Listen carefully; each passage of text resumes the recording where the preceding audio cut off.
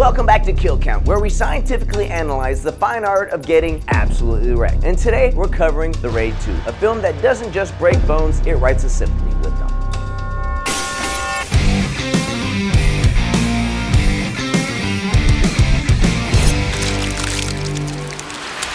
The Raid 2 picks up just hours after the brutal events of the first film, throwing rookie cop Rama into an even more dangerous mission. This time, undercover in Jakarta's criminal underworld. Directed by Gareth Evans, the sequel cranks the intensity to new heights with a sprawling story, jaw-dropping choreography, and blood-soaked action sequences that make the body count soar. With a budget of around $4.5 million, The Raid 2 delivered blockbuster-level action on an indie scale, proving once again that you don't need a Hollywood price tag to make a martial arts masterpiece. Now, the opening scene of The Raid 2 is cold, quiet, and brutal, and cinematically gorgeous. It begins in a windswept field with a shallow grave being dug. We see a man on his knees, and it's Andy, Rama's brother, and a key figure from the first film. He's bloodied, calm, defiant. Standing before him is the ruthless crime boss Bejo, or Bejo, I don't know, flanked by his men. And then, without hesitation, boom! Shotgun blast to the dome. Let's get that kill count ticking. Number 1, Rama's brother. Nothing like digging your own grave to warm you up. And by warm up, I mean the muzzle flash from the shotgun that sends Andy straight to the afterlife. Bejo wastes no time making sure we know who's the boss, and it definitely isn't Andy. After the brutal execution of Andy in a quiet field, The Raid 2 cuts straight to unfinished business. Lieutenant Wehu, the corrupt cop from the first film, is dragged into a dim warehouse by unknown men still clinging to power. He tries to talk his way out, but the time for deals is pretty much over. Without ceremony, he's shot in the head probably like 15 times and then dumped. No trial, no justice, just a message. The sins of the past don't go unpunished. From there, the film shifts gears. Rama, battered and reeling, meets Bunawar, head of an anti-corruption task force. Wahoo was just small time. The real corruption is systemic. Police, politicians, and crime families all tangled together. And to bring it down, Rama must go undercover, deep cover, and disappear. Now, before the bodies start piling up, we get Rama's introduction to prison life. A brutal 1-on-30 fight in the world's worst bathroom stall. Pretty sure no one dies here, but let's just say some of these guys are gonna need a liquid diet for a while. Lunchtime, cut to the mess hall, and there's a lot of guys with rearranged noses and signs of butt whoopery, and they're really mean-mugging poor old Rama. Enter Ucho. He offers a spot on his gang, and Rama respectfully declines. Which of course goes over great with Ucho, not really. Before the big yard battle, Rama gets a conjugal visit. Basically, a well-known thug gives Rama street cred, so everyone around him sees that, okay, he's probably not the SWAT guy that we think he is. We cut to the prison yard where the eerie music's playing. Dudes are looking left and right like they're about to see their parole officer catch them changing out cigarettes. And then boom, the prison yard fight erupts like a storm, literally and figuratively. Rain's pouring down, mud's everywhere, turning dirt yard into a swamp of mud and blood and terribleness. Dozens of inmates swarm in, a sudden explosion of violence, each side seeking dominance, revenge, and some just survival. Amid the chaos, Rama zeroes in on Ucho, who's caught in the middle of the melee. Rama fights his way through a relentless tide of inmates using fists, elbows, knees, and whatever works in close quarters mud warfare. The choreography is wild but precise, with long takes that follow Rama through the carnage in breathtaking real time without the 37 cuts. Rama finally reaches Ucho and protects him like a bodyguard possessed, taking hits and dishing out worse. The fight becomes a blur of screams, slams, and survival. And by the end, everyone's soaked, battered, and bloodied, Rama included, but his mission is clear. He's now on Ucho's radar. This scene doesn't just show Rama's skill, it cements his role in the game he's just stepped into. In the mud with nothing but his fists, he earns a seat at the table. This is where our kill count really jumps up. First guard, stabbed in the neck. Kill count 4, inmates getting stabbed in the back and used as a human shield by Ucho. Kill counts 5 and 6 have Rama disarming a guy, taking his weapon against him with a throat slice and an artery cut, and then he makes sure Habibi's dreams of a slow, dramatic death are crushed, literally by a rock to the dome. Kill count 7 has an inmate stabbed repeatedly while being, I don't know if it was Eiffel Towered or Golden Gate, whatever you prefer, but he's literally getting stabbed from both ends. Never before has a stabbing been this intimate. Kill counts 8 and 9 have 2 prisoners attempting to escape over the wall. Kids, what did we learn today? That's right, prison escape 101. Never try to go over the wall, because you're gonna get sniped. These 2 guys really should have read the memo. Kill count 10 has some random guy in the background getting his mouth stretched open like a college freshman on spring break. Ugh, not a great way to make new friends. Kill Count 11 has the most epic mustache in any Asian film, and he gets Rodney King. Just stomped mercilessly. Kill Count 12. One inmate who looks suspiciously like the lead singer from Hoobastank crawls, maybe in the dark, towards a knife like it's the Holy Grail, only to get absolutely dismantled by Rama in some beautiful Kali and a Screamo-style action. Before he can land the final blow, bam, guard concussion. So based on that absolute carnage around them, let's conservatively say another 8 to 12 deaths probably happened in the background. Fast forward, Ucho gets out way before Rama, and he's not exactly a model inmate, so I don't know, maybe because he's the boss's kid. First thing Rama does, rip out the wire that his undercover buddies planted on him. Oops, smart boy. Now Ucho and Rama drive off to go meet dear old dad, and Rama meets the crime boss who, for reasons unknown, demands that Rama strip completely naked. Because, you know, trust issues. A good thing he already pulled the plug. And let's be real, Rama wasn't expecting that kind of initiation. But hey, at least he gets a fresh outfit and an apartment. Crime pays, for now. He's at his new apartment. He ends up calling his handler, you know, using his burner sim, and to complain about the wiretap. I would too. And then he drowns his sorrows in some classic 80s spy paranoia by blasting music to throw off any listeners. Cut to hard gangster walk into a porn operation. DVD covers with stick figures of dudes, chicks, and dogs scattered all around. The trap version of the Playboy Mansion, if you will. Yeah, boy.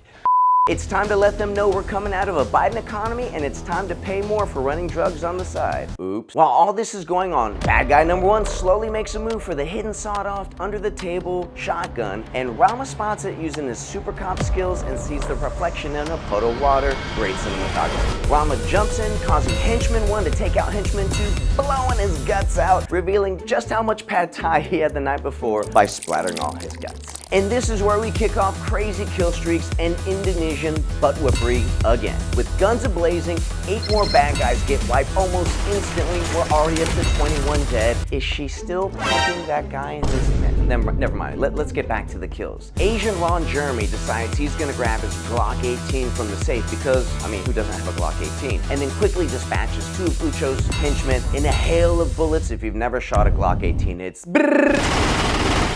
After he takes them out, he takes off and he does the absolute worst parkour ever by an Asian. And we're awesome at everything. And he's running through the trap house. He makes the mistake of punching at Rama and instantly regrets it because he looked like a 12-year-old girl trying to punch him. And then he gets the beating of his life to the point where his body literally gives up before Rama can finish him off in a non-sexual way, of course. Cut to Big Daddy's office and Ucho gets a nice pat on the back. And of course, he wants more responsibility. But Daddy knows best. You gotta take things slow and steady. And so you can see the dissent starts to grow within Ucho. He's kind of pissed off. And what do you do when you don't get the raise that you wanted? When you're an entitled little... Never mind. Your ass! You go to karaoke with streetwalkers and you're BFF, duh. And as per usual, they kind of suck at karaoke and singing. And then he gets all emo, and then he gets handsy with one of the girls because she trolls him and makes him look like an idiot. And he's, well, I mean, to be honest, he's probably insecure about his small little wee-wee. And you're only as tough as your last abusive boyfriend, am I right, ladies? As Ucho steps out of the karaoke bar for a mysterious call, Rama puts a giant piece of cut-up wire that looks more like scrap that your kid put together than some high-tech spy device, and he throws it right into Ucho's wallet. Cuts right to Bangun pays a visit to Koso, who looks like Mad Dog's twin brother from the original movie. Gives him a target though, tells him Yakuza's son. Koso tells him with a giant machete, you know, in public, just walking like it's normal. And he proceeds to manhandle the entire crew one-handed while never dropping the machete, not even once. The coolest part, didn't kill any of them. And that's how you know you have an honest killer, one that doesn't take innocent lives all willy-nilly. A true gentleman, if you will. Now imagine you're the Yakuza kid, and you're supposed to be kind of a badass, and you're being walked down by a 4'11" Asian Michael Myers, and then quickly just get gutted in the alley after having like a 30-foot head start, and we're already up to 25 kills. Ucho and Bejo meet to plot against Dad. A little wine, a little steak, a little family backstabbing. Bejo caught the inmates that conspired to kill Ucho. Now Ucho kills all of them with a little bit of Indonesian neckties, but also you see him zoom in on a fancy tattoo that he notices. Remember that for the end of the movie. We're already up to kill count 30 because he took out 5 dudes. next. Rama's outside using his spy kit, that he got from Temu. It's really bad. I mean, I think the screen was black and green, and they're using an Amazon iPad. Who knows? Stay with me, kids, because there's a lot of cuts from scene to scene to scene. Cut to Koso trying to drop off child support and maybe, just maybe, earn some visiting rights to his 13-year-old kid who hasn't seen in like 12. Honestly, props to him for trying. You gotta wonder though, how is she a 10 and he looks like a background extra from a Saw movie? I mean, big dog maybe? Well, he is Asian, so maybe emotional depth? Well, she's kind of judgy, to be honest. Koso just pays for the dinner and answers the call to go kill some more bad people. Enter the club scene, music's going, Asian Spice Girls are everywhere, Ento, Ucho, and Koso vibing in the VIP section, reliving their glory days, and everything's lit until suddenly, boom, it's the worst kind of silent disco, an ambush. As they try to surround him, Koso quickly dispatches the first 2 attackers and folds the third one over a table like a Costco futon. Here comes kill 31. One unlucky schmuck takes a 20-foot swan dive, diving at him with a punch, misses, goes over the ledge, and lands wrong-sided up on a table. Chiropractor's dream. In true ninja fashion, Koso jumps after him like a jungle cat, lands clean, and starts tossing furniture like a toddler in timeout. And this is where you truly see some Silat Symphony and Knife Fu Ballet. Using more Silat-style choreo, he gives Machete Guy a high five to the face into a leg kick and a redirect of his attitude face first right into the stage. Very Jackie Chan-ish. From there, he does a slick parry of the kick into a ridge hand, taking the next guy down like it's WWE Monday Night Raw with the boys. More guys with blades swarm in. He slips through Mr. Knifey's thrust, laying an elbow in the ribs, getting a mall-style, boom, karate armbar.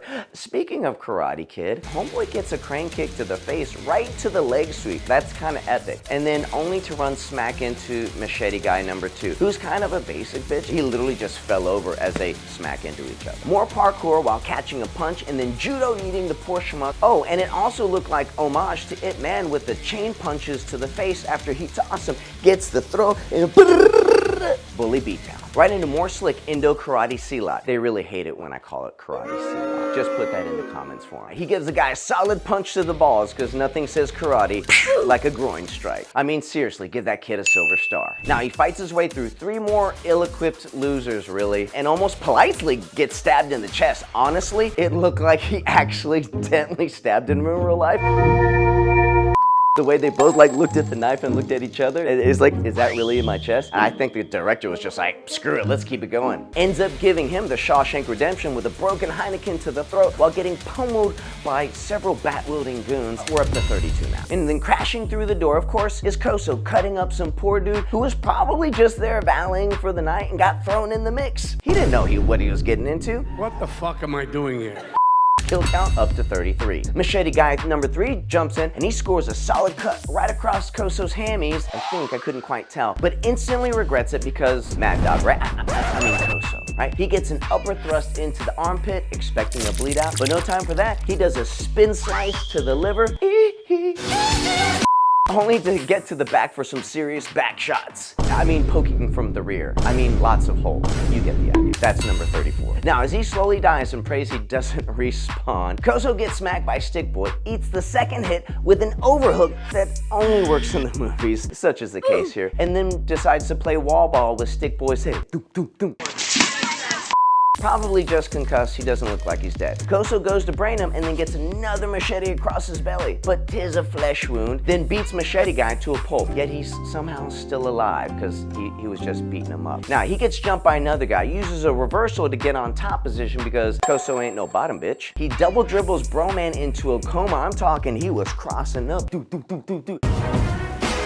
I think he was trying to get NIL money. I don't know, but it's probably safe to say it was closed casket. I'll be honest, that was so brutal, especially after watching 5 times over and over, I kinda got sick.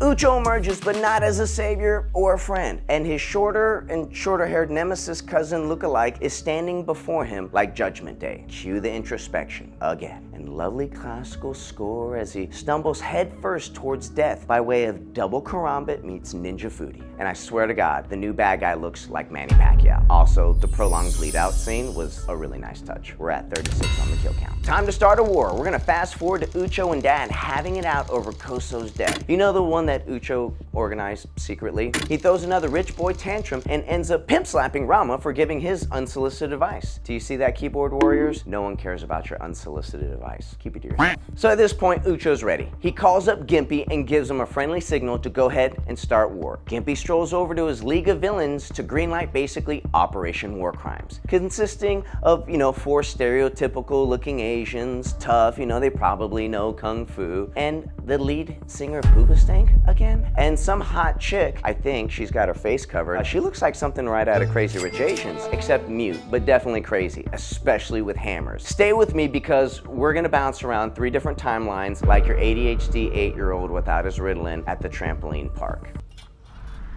Ready, set, go. Turns out that Hoobastank is actually Ness from Smash Bros, and he shows up to the Asian Fest ready to smash Bros in a platonic way, of course. All the while, Crazy Rich Asian sits quietly on a subway train filled with a ton of people, politely and subtly removing 2 giant rusty hammers from her purse. Totally normal. From there, we cut back to the sugarcane fields, and you see blood. And then you see Pacquiao, of course, beating up some poor, less fortunate soul. He doesn't die yet, keyword yet. Back to Hammer Girl. She stands up and literally scares off everyone. I mean, they're running past her, probably like 20 or 30 people, except for the lucky 7 Yakuza holding a fine set of Japanese steak knives. Back to Ness, he's just dragging his bat into the action as he beat sabers his way through the first 3, karate kicking, then doming the 4th, and then going ham with his ultra combo on baddie number 5. And it's hard to say who died for sure, but I'd say at least baddie number 5. Yeah, that 17 hit bat combo, he's not getting up from that. And we're up to 37. And the rest of those guys will probably never eat solid food ever again. Cut back to Hammer Girl. She's running headfirst into quick and bloody kill count. We're getting up to number 38. He gets his kidney stones removed permanently before getting his mouth hole broken wide open. Number 39 gets a lesson in manners as she straightens his posture with the end of the hammer and puts him in timeout, all while giving a BBL, that's Brazilian butt lift for those of you who don't know, to number 40.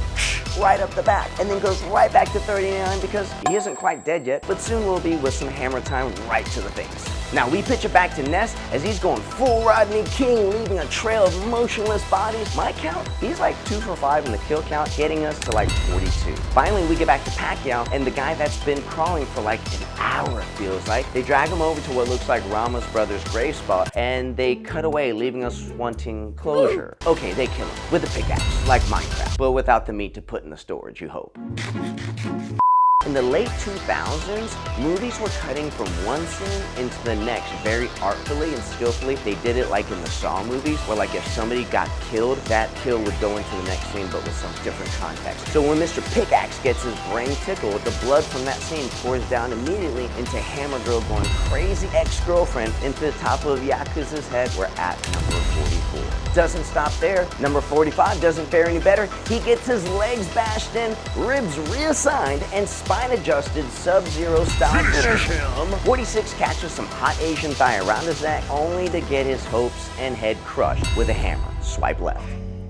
Number 47 had his guts beat up before getting kneecapped, and pause because we're going to come back to his death in a brief moment. We get back to Ness, and Ness is just quietly, calmly dragging his bat up the stairs, and he walks in on definitely not illegal activity, an abandoned building, and then he just points his bat to center field like he's the great Bambino, and then boom, switch hits his way to number 48. I always love a good lefty, and he takes down the other guy, but doesn't look quite dead yet. Back to 47. 47 gets his guts beat up again, and then he gets his wig split to end his awful day. Hammer Girl gently walks up to Briefcase Boy and politely unsubscribes him from life. Oh, remember the other guy that got baseballed? Yeah, spoiler alert, he dies. See, Ness just wanted his baseball back, and he took it, and he made the wrong decision of just kind of throwing it down the stairwell. Let's take a quick poll. Would you have given him the baseball back? Potentially 1 baseball to the head, right? Because this guy got like 15 bat strikes to the face. Tough choice, right? And that brings us to 49. Who will be lucky number 50?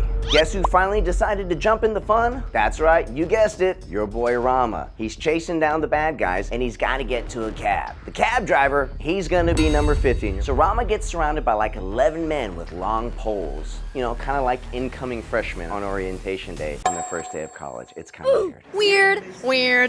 Also, the 6 butcher knives prancing around Rama's rear end as he's crawling and no penetration is mildly dissatisfying. And not because he didn't get stabbed, because it reminds me of prom night. Try to figure that one out. He finally crawls to the front and hits the gas pedal, and off they go, taking 2 dummies alongside with him. One of them gets dropped, maybe not dead, but the second one not as lucky as they smash into a parked car, and his body looks like Peter Griffin after falling down the stairs. That's 51. After crashing, the other 9 catch up because Asians are totally known for their quick ninja running.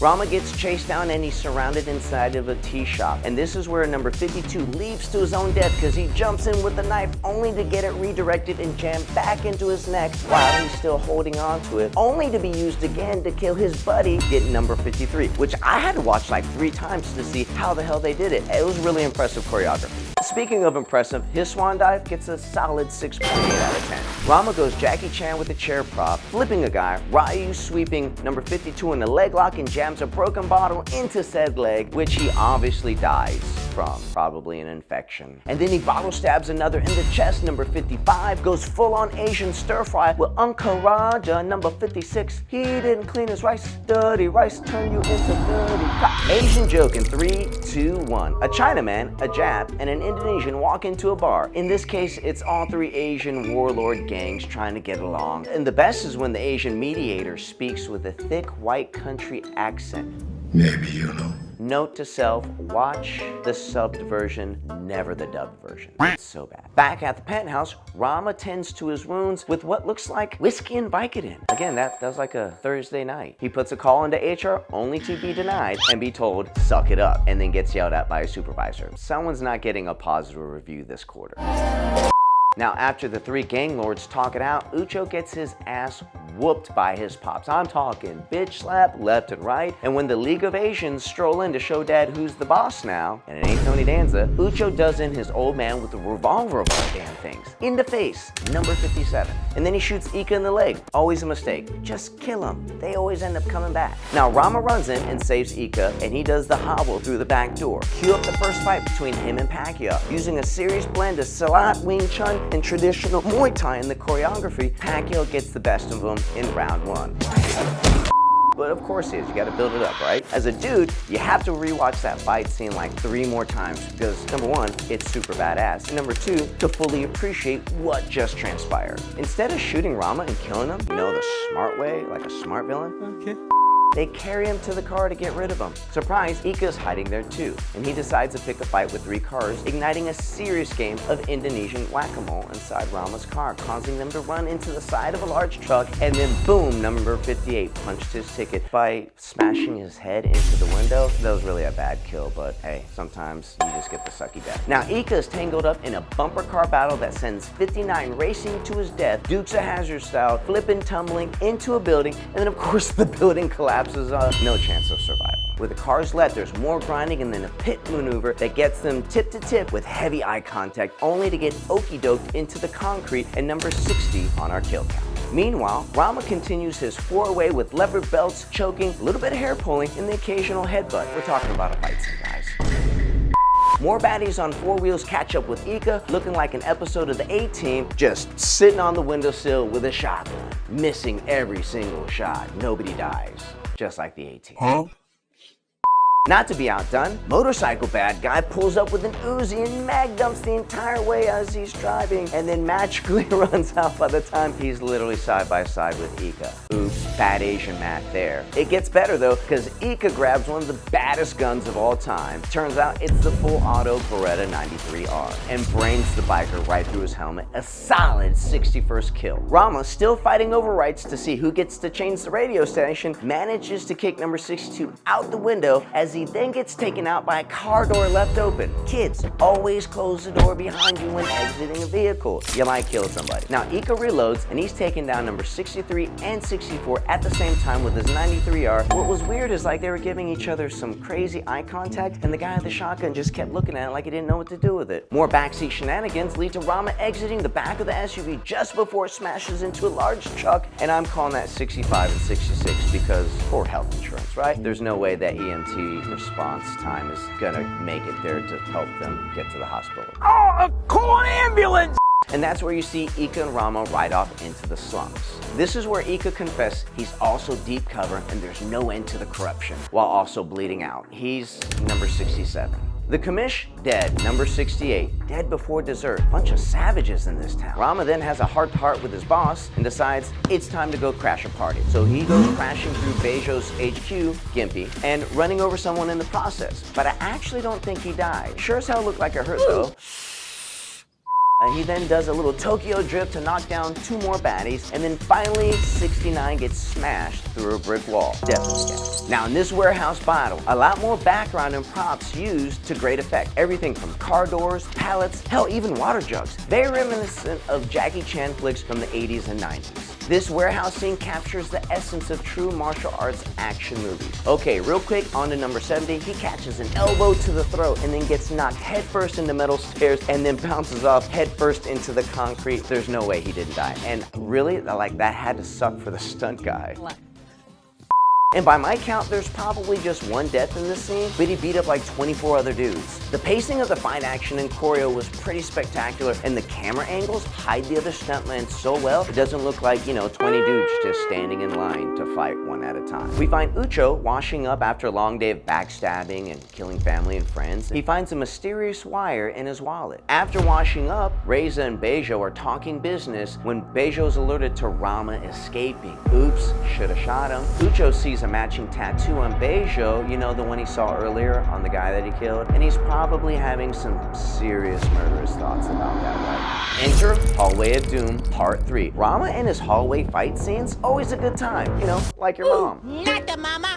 3 up and 3 down just as quick, and out of nowhere a baseball zoom whizzes by Rama's face. Guess who? Not only Nest, but Hammer Girl. 2-on-1 choreo with weapons is no easy feat. Heavy use of camera angles to distort time and allow the action to flow and the baddie to recover while not missing a beat. Hammer Girl gets a few licks in, obviously not a lot of direct blocking because hammers, right? But lots of ducking, dodging, spinning around, changing angles, and getting them to almost hit one another, and this is where Hammer Girl gets yeeted, and you find out why she wears glasses. Because either she's got herpes of the eyes or she got an acid bath. I don't know. Now, there's a lot of solid give and take that ends with an emotional no, he wasn't ready, as Rama rips Hammer Girl's throat out with her own hammer. Poetic justice? Absolutely. 71 on our kill count. Ness scores a few adrenaline hits because he's really pissed off, bro.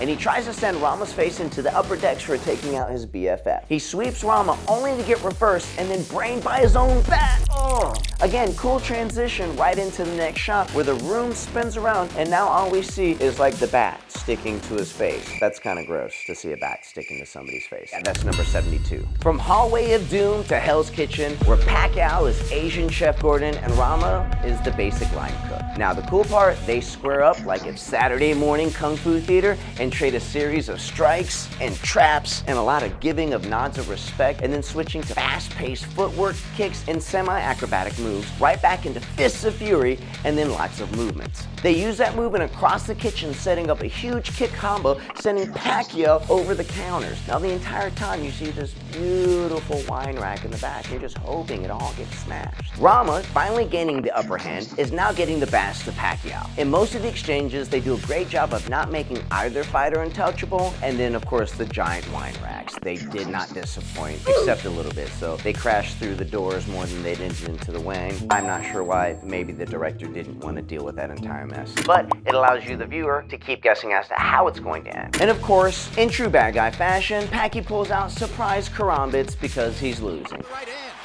And I totally forgot about it, and I've seen the movie. He cuts Rama's leg and turns into the ninja foodie that totally could. Rama showcases his weapon retention and awareness with locks, parries, and then he disengages, re-engages to attack with kicks and throws, changing levels while executing multiple different counterattacks. You're not stuck watching the same combat. This fight scene, truly refreshing to watch. My favorite part is the disarm and now knife on knife. From traps to parries, and then the wrist lock positions of control to judo style throws, kicks, kicks, knee strikes. The intricate dance of death is one of the best knife scenes in all of action cinema, in my opinion. They actually tie up towards the end of the fight to catch a breather, similar to the way boxers do, and they're tucking their head, landing hits, tucking their head, landing hits, and then the brutality that is the karamba cutting through the flesh, and the way they attack the arms and the body, worthy of all the blood spilled, leaving Pacquiao as number 73 on our kill count. Now, Rama enters final boss territory and slices through number 74, literally cutting off part of his face. Gimpy and Ucho grab long guns. Ucho divides Reza's head in two, boom! And then that's number 75 if you're counting. Beijo shoots his own guy because, of course, he's the boss. That's number 76. And then Rama prances behind the see-through Asian gate as he's dodging buckshot. Totally plausible. Imposible. And then Ucho gets his revenge on Beijo, thinking he wiretapped him. Oops, he didn't. So Beijo's dead and defaces him with a shotgun. Like, literally defaces him, number 77. Now, he tries to finish Rama, but Rama goes full Ninja Turtle and hucks broken glass ninja star right at Ucho, gets him in the neck, and then runs up to him and stabs him in the belly. Then they do this really awkward hug, stab, brotherly love thing. I don't know, but that's number 78, the last kill of the movie. This sequel is truly the gold standard for sequels. Bigger budget, badder, more locations, but actually done artfully so, which you don't see in action movies. A lot of cinematic shots, great mid and close-up shots, alongside a healthy dose of blood and mayhem. I hope you guys enjoyed episode 2 of Action Kill Count. Oh, before we leave, we gotta do the Rusty Jab and the Golden Uppercut. Now, for those of you who don't know what the Rusty Jab is, that's the award for the lamest death, and that definitely goes to kill number 58, the passenger who bumped his head inside of the car chase scene. Are you kidding? But he's in the credits, right? The Golden Uppercut Award goes to the most insane kill of the movie. That goes to Pacquiao. That fight scene between him and Rama, absolutely legendary. Pacquiao, that one's for you. Thanks for watching episode 2 with The Raid 2. And feel free to leave a comment about what movies you guys want to see next, and next, and next. This is Mr. Rasengun, signing off.